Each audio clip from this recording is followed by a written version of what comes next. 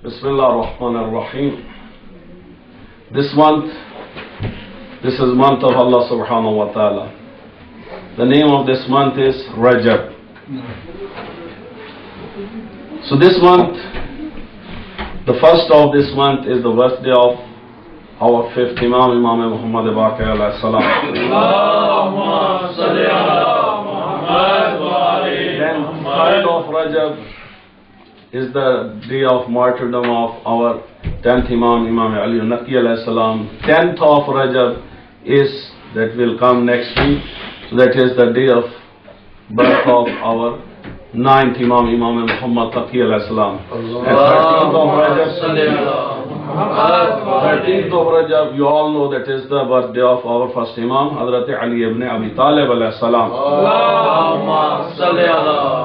15th Rajab, that is the day of wafat of Hazrat Zainab Kubra salamullah alayha. Then 25th is the martyrdom of our 7th Imam, Imam Musa Kazim alayhi salam. And then 26th is the day of wafat of Musa Islam, Hazrat Abu Talib alayhi salam. And 27th, that is the day of Mi'raj, or the night of Mi'raj and the night of Bi'sat, the day when Holy Prophet first time he announces that he is the messenger of Allah subhanahu wa ta'ala. Allahumma salli ala Muhammad wa ali. So actually this month is month of Allah, month of Ahlul Bayt alayhimus salam. In this month, anyone who will fast for 6 days, inshallah all of his sins will be forgiven. Secondly, this Rajab and Shaban, highly recommended to observe fast during Rajab and Shaban and to continue in Ramadan. Actually these 2 months are preparatory. We have to prepare ourselves for Ramadan al-Mubarak. So these 2 months, while we are observing fast, so we are actually preparing ourselves for the month of Ramadan and the fasting of Ramadan. So inshallah these 2 months, in which lot of birthdays of our A'immat alayhimus salam will come, so we have to celebrate. At the same time, we should try to observe fast, and inshallah, if it is possible for us, we have to do sadaqah and khairat, and we should try to do the charity and khairat during these months. But tonight, this first Thursday, and this night that is going to be start now, this is called Laylatul Raghaib. This night is very very important night. आज की रात बहुत important रात है. इस रात में कुछ आमाल हैं कि जो हमें करने चाहिए, और ये आमाल 12 रकात नमाज है जो कि मगरिब के बाद और इशा से पहले पढ़नी चाहिए. तो इंशाल्लाह आज कुछ लोगों को रोज़ा भी होगा, तो हम नमाज मगरिब और जमात के साथ पढ़ के उसके बाद लोग रोज़ा अफ्तार कर लेंगे, और उसके बाद जो है अगर आप लोग चाहें तो यहाँ अमाल कर लेंगे, अगर चाहें तो आप घर पे कर लेंगे, और इशा की नमाज भी इसी तरह आप वहाँ पे घर पे पढ़ लीजिएगा. सलवात पढ़ी.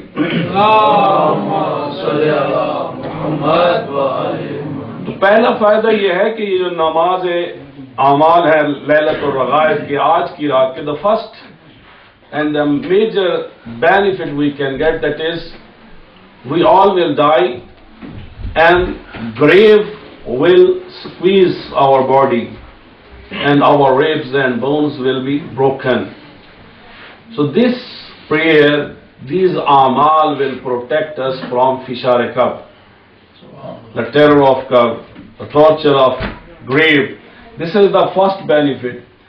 The other benefits, our prayers will be accepted, our sins will be forgiven, and in the grave, when we will feel alone, nobody will be there, this prayer and these amal will become our companion. They will stay with us in the grave, and at the day of judgment they will also, as a companion, they will accompany us, and they will come with us up to the gate of paradise. So these are different benefits of this namaz.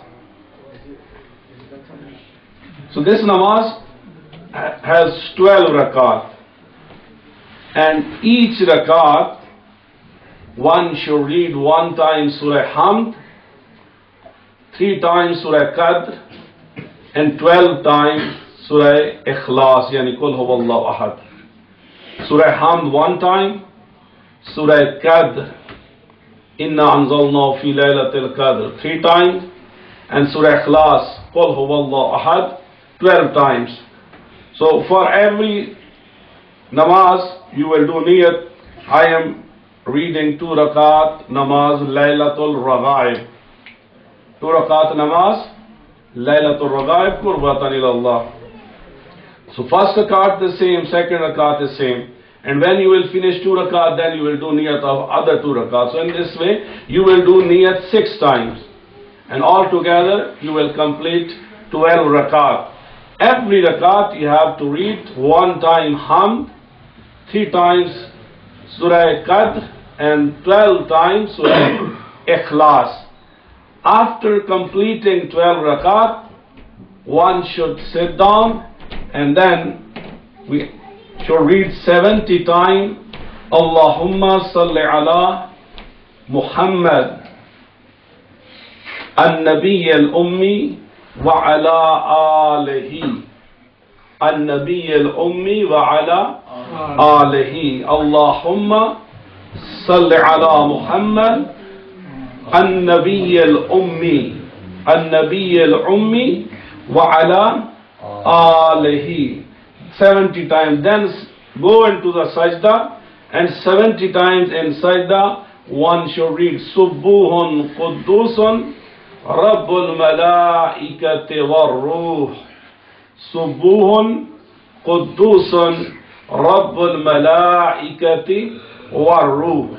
After completing 70 times, one should sit down again and should read 70 times Rabbi Ghfir Warham Watajawaz Amma Ta'alamu Innaka Antal Aliyul A'azam. 70 times this tasbih we have to read Rabbi Ghfir Warham Watajawaz Amma Ta'alamu Innaka Antal Aliyul A'azam. And then again one should go into sajda 70 times Subbuhan Quddusun Rabbul Malaikati war Ruh. After this we have to ask our hajat, and inshallah hajat will be answered, du'as will be accepted. So this is for tonight. So inshallah Allah subhanahu wa ta'ala give us tawfiq, all of us, to read this namaz. So it is written again here.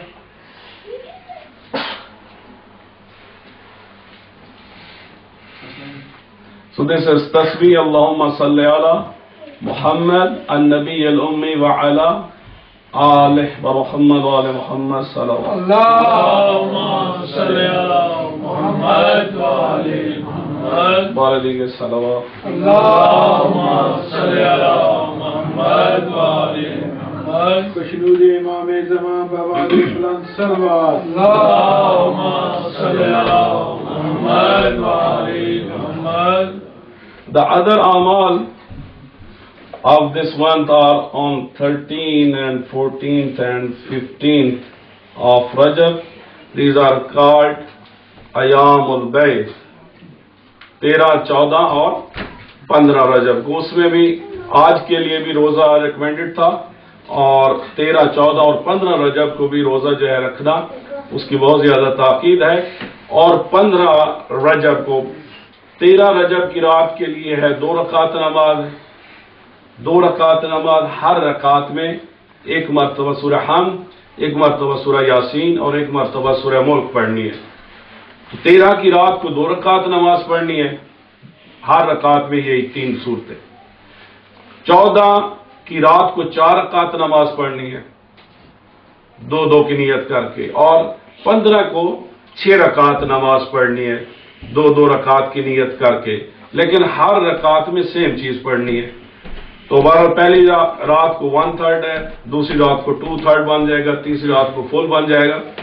تو پہلی رکعت میں سورہ حمد، سورہ یاسین اور سورہ ملک، تو یہ تینوں راتوں کے جو ہے اعمال ہیں، دن کے لیے روزہ ہے، اور 15 رجب کو جو ہے وہ اعمال داؤد جو کہ امام جعفر صادق علیہ السلام نے بتائے تھے، تو اس کے لیے بھی یہی ہے کہ بہرحال جو بھی کرے گا اس کی حاجات پوری ہوں گی اور ان کے انشاءاللہ گناہ پروردگار معاف کر دے گا۔ تو 15 رجب کے انشاءاللہ نماز ظہر کے وقت یہاں پر اعمال بھی کیے جائیں گے۔ صلوات پڑھیے۔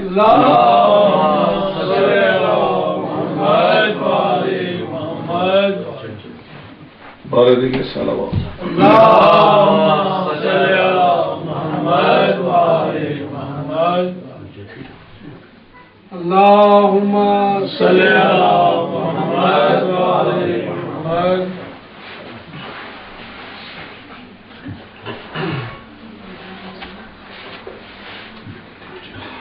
ہم نے سورہ طلاق کی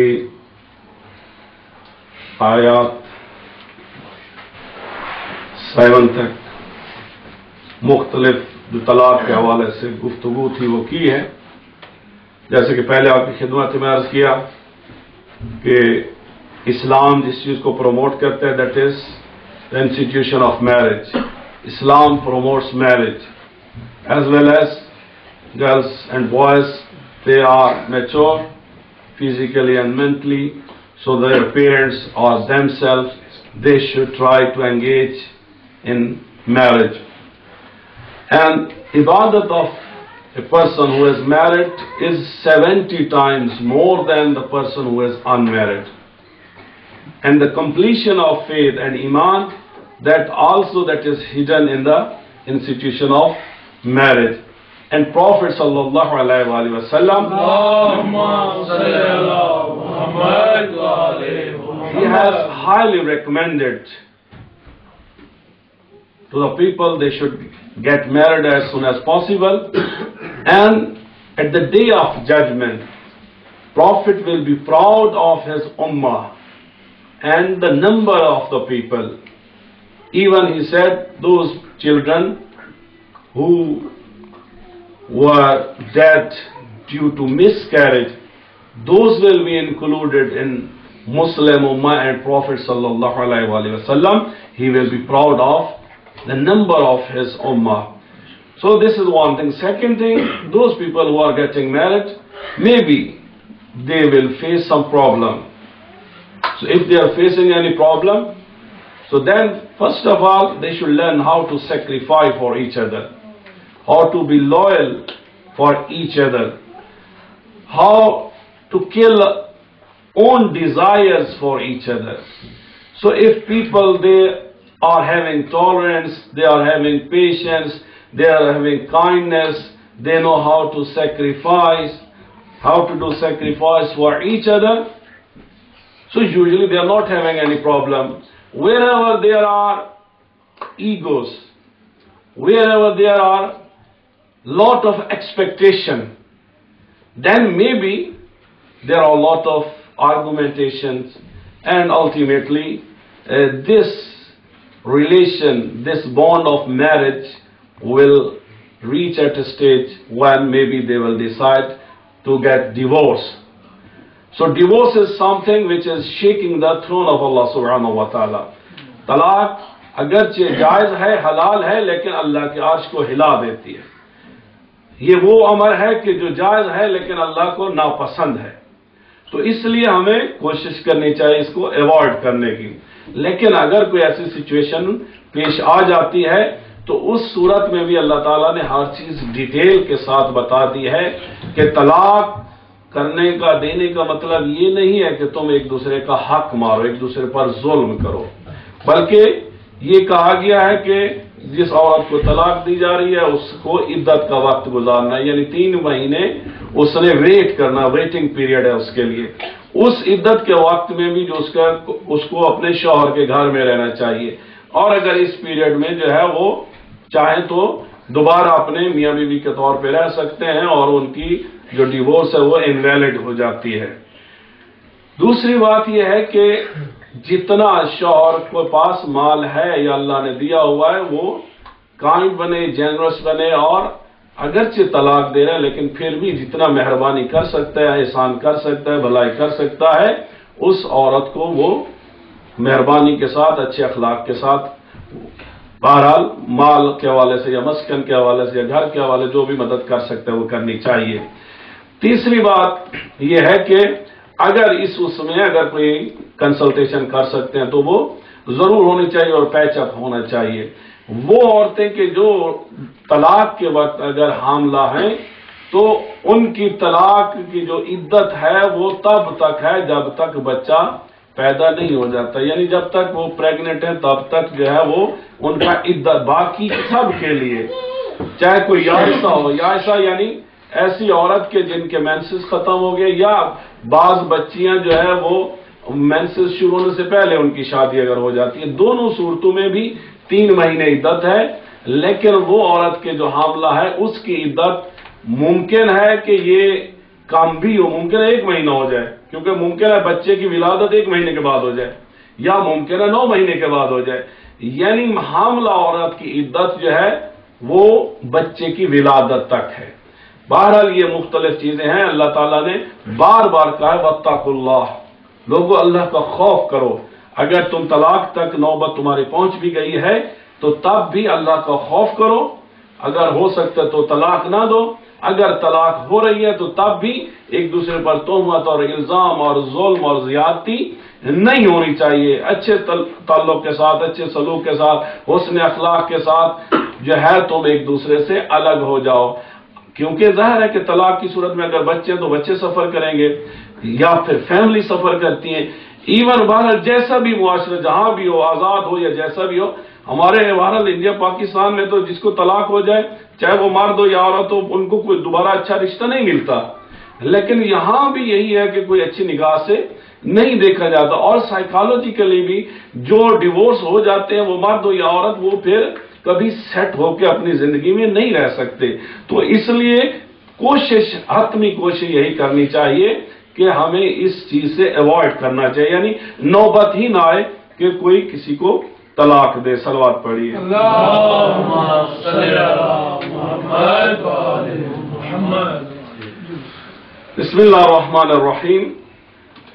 اس حوالے سے جو آیت اگلی ہے وَكَأَيٍّ مِّن قَرْيَةٍ أَتَتْ عَنْ أَمْرِ رَبِّهَا وَرُسُلِهِ فَحَاسَبْنَاهَا حِسَابًا شَدِيدًا وَعَذَّبْنَاهَا عَذَابًا نُكْرًا۔ اس سے پہلے والی آیت بھی ہم نے نہیں پڑھی تھی۔ بسم اللہ الرحمن الرحیم۔ لِيُنْفِقْ ذُو سَعَةٍ مِّن سَعَتِهِ، لِيُنْفِقْ یعنی انفاق کرو۔ اللہ تعالیٰ کہتے ہیں کہ وہ لوگ جو مالدار ہیں، یعنی وہ خاوند کہ جو مالدار ہیں اور طلاق دے رہا ہے تو پھر ذو سعۃ من سعتہ، تو جتنا وہ انفاق کر سکتا ہے طلاق کی صورت میں وہ کرے، یعنی جس فریق کو طلاق دے رہا ہے وہ دوسرا اس کو دے دے۔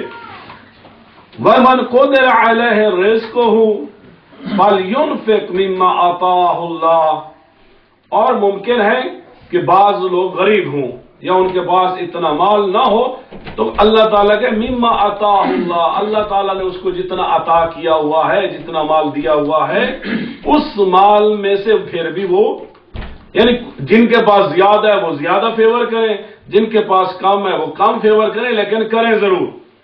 یہ اللہ کا حکم ہے۔ لا یکلف اللہ نفسا الا ما آتاہا، اللہ نے اگر عطا نہیں کیا تو اللہ تمہیں کوئی چیز واجب نہیں کرتا۔ اللہ نے نماز کب واجب کی ہے؟ جب کوئی بالغ ہو جاتا ہے، عقلی حوالے سے، جسمی حوالے سے جب کوئی بالغ ہو جاتا تب اللہ نماز واجب کرتا ہے۔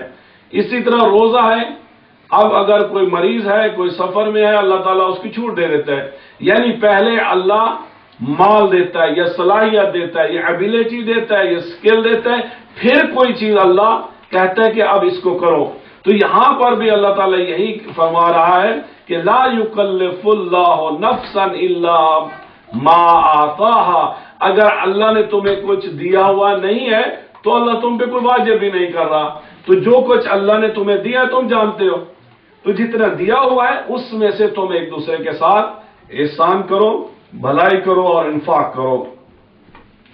سَيَجْعَلُ اللَّهُ بَعْدَ عُسْرٍ يُسْرًا، اب اللہ تعالیٰ کہہ رہا ہے کہ تم اگر انفاق کرو گے تو اللہ تعالیٰ تمہارے اسی انفاق کی وجہ سے، اسی فیور کی وجہ سے تمہاری مشکل کاموں کو آسان کر دے گا۔ یعنی انسان کے ساتھ بھلائی کر رہا ہے، لیکن اللہ کہتا ہے کہ تم اگر میرا خوف رکھتے ہوئے کسی انسان کے ساتھ بھلائی کرو گے تو اللہ تعالیٰ تمہارے آئندہ کے مشکل کاموں کو بھی آسان کر دے گا۔ اور اس میں بہرحال یہی ہے کہ خود طلاق سے پہلے مثلا ممکن ہے بچے بیچ میں انوالو ہوں، تو اس کے حوالے سے اللہ تعالیٰ یہ کہہ رہا ہے کہ بھلائی کرو ایک دوسرے کے لیے۔ یا بعض اوقات یہ ہے کہ مثلا ابھی پریگننٹ تھی، اس کے بعد بچہ پیدا ہو گیا، اب طلاق تو ویلڈ ہوگی، لیکن بچے کو جو دودھ پلانا ہے عورت چاہے تو اس کے دودھ کے حوالے سے بھی جو ہے اس کو کلیم کر سکتی ہے، اس دودھ کے بھی جو ہے وہ چارجز لے سکتی ہے۔ ہمارا مختلف چیزیں ہیں کہ جس کو اللہ تعالیٰ نے بہت کلیئرلی جو ہے ہم سب کے لیے بیان کر دی ہے۔ وَكَأَيٍّ مِّن قَرْيَةٍ عَتَتْ عَنْ أَمْرِ رَبِّهَا، اب قریہ کہتے ہیں جہاں پہ لوگ رہتے ہوں۔ اب یہ قریہ دیہات بھی ہو سکتا ہے، شہر بھی ہو سکتا ہے، یعنی ایسی جگہ جہاں پہ لوگ رہتے ہیں۔ عام طور پہ دیہاتوں کی طرف یہ قریہ جاتا ہے، اور ام القریٰ مکہ کو کہا جاتا ہے اس لیے کہ بہت ساری بستیاں تھیں، ان سب کو جو ہے وہ خانہ کعبہ کی طرف آتے تھے تو ام القریٰ کہتے تھے۔ تو وَكَأَيٍّ مِّن قَرْيَةٍ عَتَتْ عَنْ أَمْرِ رَبِّهَا، بہت سارے گاؤں میں یا شہروں میں یا مختلف جگہوں پہ رہنے والے لوگوں نے عَتَت یعنی اللہ کے حکم کو نہ ماننا، عَنْ أَمْرِ رَبِّهَا لوگوں نے جب اللہ کا حکم نہ مانا۔ اب اللہ کہتے ہیں نماز واجب ہے، لوگ کہتے ہیں میں نہیں پڑھتا۔ اللہ کہتے ہیں قتل نہ کرو، لوگ کہتے ہیں میں کرتا ہوں۔ اللہ کہتے ہیں کسی کا مال نہیں کھاؤ، لوگ کہتے ہیں ہم کھائیں گے۔ یعنی ہر چیز اللہ نے جو کہا ہے اس کا الٹ کر رہے ہیں۔ تو یہ عطاط یعنی اللہ کا حکم کچھ اور ہے، لوگ اس کا اپوزٹ کرتے ہیں۔ تو یہاں اللہ کہتے ہیں کہ وہ لوگ جنہوں نے اللہ کے حکم کے آگے سر پیچھی کی، جنہوں نے اللہ کے حکم کو نہیں مانا اور اللہ کے حکم کے اپوزٹ کام کیا، وَرُسُلِهِ اور اللہ نے رسول بھی بھیجے، اللہ نے رسول بھی بھیجے جو ان کو بتاتے تھے کہ اللہ کا حکم کیا ہے، لیکن پھر بھی لوگ نہیں سنتے تھے۔ تو یہاں اللہ تعالیٰ فرماتے ہیں فَحَاسَبْنَاهَا حِسَابًا شَدِيدًا، تو یہ لوگ جو اللہ کا حکم نہیں مانتے وہ جان لیں کہ اللہ جب حساب لے گا تو وہ بہت سخت حساب ہوگا۔ یہاں سخت حساب سے مراد کیا ہے کہ اس اکاؤنٹیبلٹی کے ساتھ پنشمنٹ بھی ہوگی، یعنی جب سخت حساب ہوگا تو ضرور پھر تمہیں عذاب اور سزا بھی وہاں پر ملے گی۔ وَعَذَّبْنَاهَا عَذَابًا نُكْرًا، اور پھر جب سخت حساب ہوگا تو اس میں تمہیں سخت عذاب بھی، سخت حساب کے بعد سخت عذاب بھی تمہارا منتظر ہے۔ اس لیے اللہ جو حکم کرتا ہے، اللہ جو چیز واجب کرتا ہے، ہمیں کوشش کرنی چاہیے اپنی زندگی میں ان واجبات پہ ضرور عمل کریں۔ اب ہمیں سب کو پتہ ہے کیا کیا واجب ہے، کیا کیا حرام ہے۔ شراب پینا حرام ہے، میوزک حرام ہے، گانے جو ایسے گانے کے جو انسان کو گناہ کی طرف راغب کرتے ہیں سننا حرام ہے، اسی طرح چوری حرام ہے، اسی طرح کسی کا مال کھانا حرام ہے، قتل کرنا حرام ہے۔ اب وہ ساری چیزیں جو حرام ہیں ہم سب کو معلوم ہے، لیکن شیطان ہمارے لیے بہت اٹریکٹیو بنا کے اس کے اندر جاذبیت پیدا کرتے ہیں اور ہمیں گناہوں کی طرف کھینچ کے لے جاتا ہے۔ تو اللہ تعالیٰ کہتے ہیں کہ ٹھیک ہے میں نے تمہیں بتا دیا، رسول بھی بھیج دیے، تم میرے حکم کی خلاف ورزی آج کر رہے، یاد رکھو کہ جس دن میرے پاس آؤ گے اس وقت بہت شدید حساب ہوگا اور سخت حساب ہوگا، اور اس کے بعد جو عذاب ہوگا وہ تم سے برداشت نہیں ہو سکے گا۔ صلوات پڑھیں۔ اللهم صل على محمد وآل محمد۔ فذاقت وبال امرها، فذاقت یعنی اب ذائقہ چکھو، وبال اپنے اس کام کا، اپنے اس امر کا، اپنے ان گناہوں کا، اب وبال اس کا عذاب اب چکھو، اس عذاب کو اب اس کو محسوس کرو، اب اس کو فیل کرو کہ جب تم عذاب میں ہوگے وَكَانَ عَاقِبَةُ أَمْرِهَا خُسْرًا، اور ایسے لوگوں کا خسران ہے، they will be loser at the day of judgment۔ جنہوں نے اللہ کا حکم نہیں مانا they will be loser at the day of judgment. ان کے لیے گھاٹا ہی گھاٹا ہے قیامت کے دن. اعد اللہ لہم عذابا شدیدا.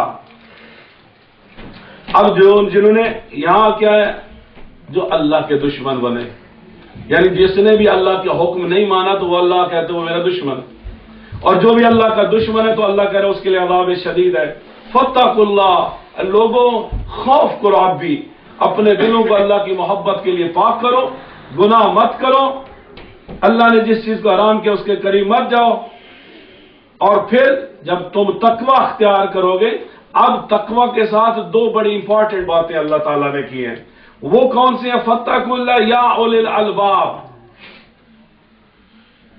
یا اولی الالباب، او ذہن رکھنے والے ہو، عقل رکھنے والے لوگوں. یعنی اب جو صلاحیت اللہ نے ہم سب کو دی، اللہ سبحانہ و تعالیٰ has granted us brain. We are having thinking power and planning power. So Allah سبحانہ و تعالیٰ something He has granted us. کیونکہ پہلے یہی فرمایا لا یکلف اللہ نفسا. اللہ پہلے عقل دیتا ہے، سوچنے سمجھنے کی، حق اور باطل کو، ٹھیک اور غلط کو پرکھنے کی صلاحیت دیتا ہے. پھر اب عقل دینے کے بعد اب اللہ تعالیٰ ہم سب کو مخاطب یا اولی الالباب فاتقوا اللہ. او لوگوں، اللہ نے تمہیں عقل دیا ہے، اب تم اس عقل کے ذریعے سوچو کہ خالق کون ہے، واجب کیا ہے، حرام کیا ہے، اور اللہ سے ڈرو.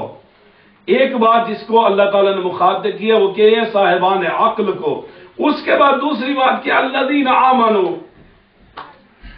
اب عقل کے ساتھ ساتھ تم نے ایمان بھی لے آئے ہو.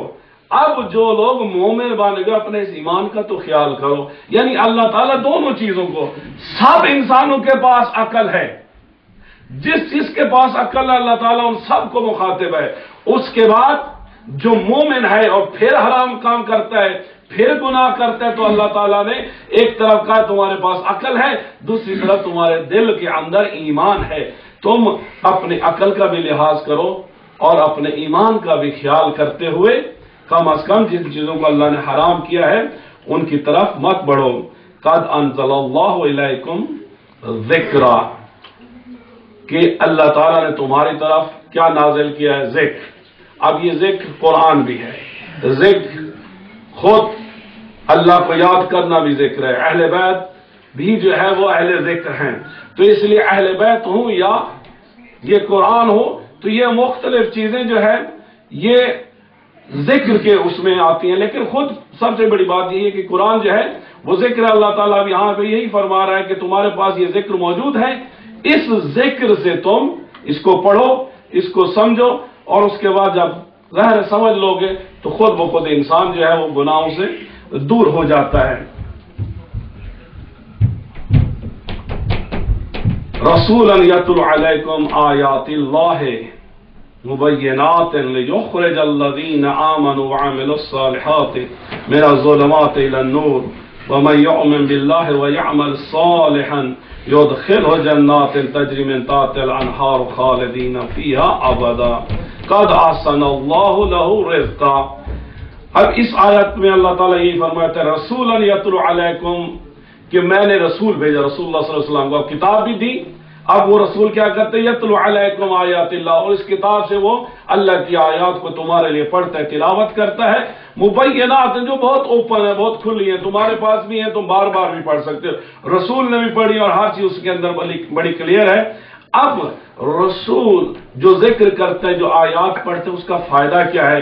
اللہ فرماتے ہیں لیخرج الذین آمنوا وعملوا الصالحات، وہ لوگ کہ جو مومن ہوئے اور انہوں نے نیک کام کیے. یعنی دونوں باتیں ہیں، صرف ایمان لانا کافی نہیں ہے بلکہ مومن بننے کے ساتھ ایمان لانے کے ساتھ ساتھ چاہیے انسان کو کہ عمل صالح بھی کرے. یعنی دونوں چیزیں ضروری ہیں، ایمان لے آئے اور عمل کرے. اب اللہ فرماتے ہیں میرا رسول تم پر آیات پڑھتا ہے. اس آیات کا فائدہ کن کو ہوتا ہے؟ جو ایمان لاتے ہیں اور نیک کام کرتے ہیں. اور فائدہ کیا ہوتا ہے؟ اب یہاں پہ خداوند متعال فرماتا ہے کہ جو فائدہ ہوتا ہے من الظلمات الی النور، کہ یہ رسول اور یہ آیات اور یہ ذکر تمہیں تاریکیوں سے، گناہوں سے، نجاستوں سے، بدبختیوں سے کھینچ کر ہدایت اور نور کی طرف لے آتا ہے۔ اب آیت الکرسی میں بھی ایک آیت ہے کہ اللہ ولی الذین آمنوا یخرجہم من الظلمات الی النور، ایک اللہ ہے کہ جو ظلمات سے انسان کو نور کی طرف لے آتا ہے۔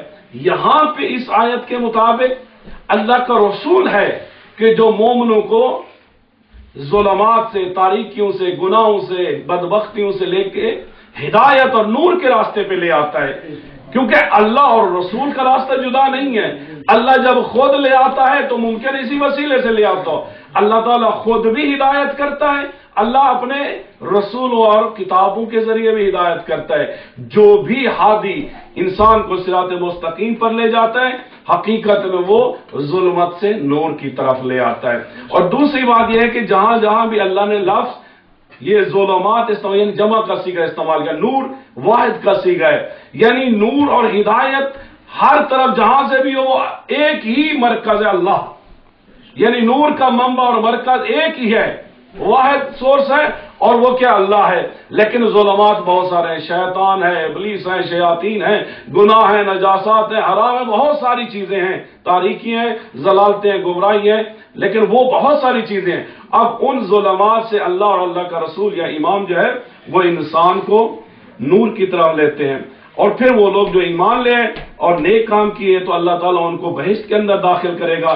اور وہ بہشت کیسی ہے کہ جس کے اندر نہریں بہ رہی ہیں، نہریں بہ رہی، خوبصورت جگہ ہے، اور لوگ آئیں گے وہاں پہ آرام سے رہیں گے، جو چاہیں گے بہشت کے اندر خداوند ممتاز وہ دے گا، اور وہاں پہ وہ ہمیشہ ہمیشہ کے لیے رہیں گے۔ پھر کوئی موت نہیں ہے، پھر ان کو کوئی ایکسپیل نہیں کر سکتا، پھر ان کو وہاں کوئی نکال نہیں سکتا، وہاں پر کوئی کام نہیں ہے، وہاں کوئی پیمنٹ نہیں ہے، اور وہاں پہ امن اور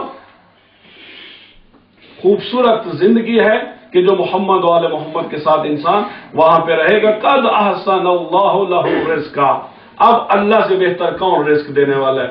بہشت میں رہنا بھی رزق ہے، بہشت میں جو کچھ انسان کھائے گا وہ بھی رزق ہے، جو محلات ملیں گے یا حوریں ملیں گی یا جو کچھ بھی وہاں ہوگا وہ سب کا سب رزق ہے۔ اور سب سے بڑا رزق یہ ہے کہ محمد و آل محمد کا قرب ہوگا، اور انسان ہر وقت رسول اللہ حضرت علیہ السلام کے چہروں کی زیارت کرتا رہے گا۔ صلوات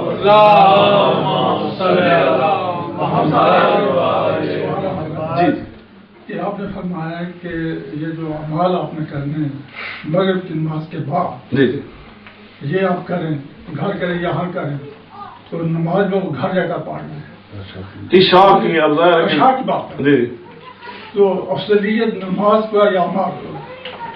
اس لیے کہ یہ اعمال جو ہے وہ سال میں ایک دفعہ آتے ہیں۔ نہیں، مطلب کہنے کے لیے اب یہ کہ تقریباً 40 منٹ لگیں گے ان اعمال پہ، اگر تو آپ لوگ ٹھہریں تو انشاءاللہ یہیں کر لیتے ہیں، بیچ میں اعمال کر کے اس کے بعد اگر آپ چلے بھی جاتے ہیں لوگ تو پھر بھی یہ بات تو یہ رہ جاتی ہے کہ آپ افضلیت دے رہے ہیں ان اعمال کو، اس لیے کہ جب کتنے آدمی اکٹھے ہوئے ہیں جو بات جماعت میں پڑھ سکے، پڑھیں گے آپ کے ساتھ، اعمال ہو سکتا ہے یہ سارے نہیں کر سکیں گے، وہ گھر کریے کچھ بھی، لیکن یہ قید کیسے لگائی گئی ہے کہ پہلے مغرب کی نماز کے بعد یہ قید نہیں لگائیں گے، یہ چوائس ہے، یہ چوائس ہے، آپ چاہیں کا مطلب یہ ہے کہ یہ ایک اسے لازم کا، یعنی پہلے اسے لازم کر دیا گیا ہے کہ پہلے اعمال ہوں گے پھر نماز آپ پڑھ سکتے ہیں عشاء کی۔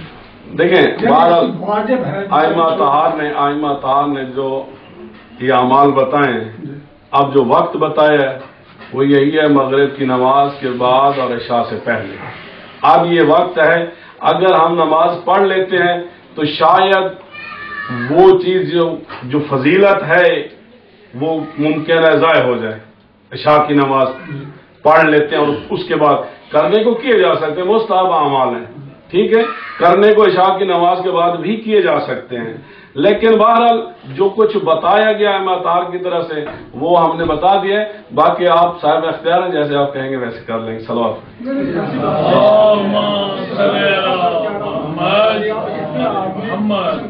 اعمال نہیں کر سکے، بہت سے آدمی نہیں کر سکے، چند کرم کے لیے کوئی ایسی بات نہیں ہے، لیکن اتنے آدمی جو یہاں اکٹھے ہیں یہ بغیر باجماعت پڑھے عشاء کی پڑھا چلے جائیں گے۔